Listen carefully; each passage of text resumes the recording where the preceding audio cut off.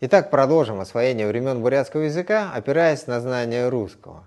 В знаменитой фразе Галилея речь идет о Земле, то есть о земном шаре.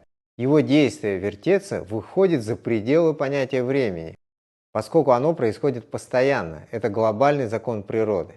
Тем не менее, в русском языке для передачи подобных действий используется глагол в форме настоящего времени. В нашем случае «вертится».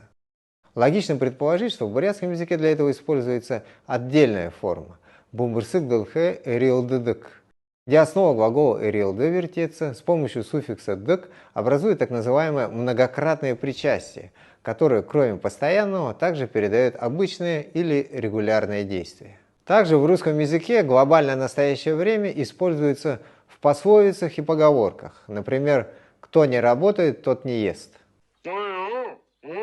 В бурятском языке в пословицах используется уже другое причастие будущего времени с суффиксом «ха». Например, «ябахун хун ягазуха хыптын хун хэйлалдаха». Идущий человек хватает зубами кость, а лежащий теряет живот, где причастие будущего времени «зуха» и «алдаха» переводится на русский язык глаголами в форме настоящего времени «хватает» и «теряет». Третий случай использования в русском языке глобального настоящего времени – это кулинарные рецепты, где описываются общепринятые действия. К примеру, при приготовлении саламата, цитирую, «сначала влив сметану, ее хорошенько кипятят». Здесь использован глагол «кипятят» в форме настоящего времени. А теперь оригинальный бурятский вариант.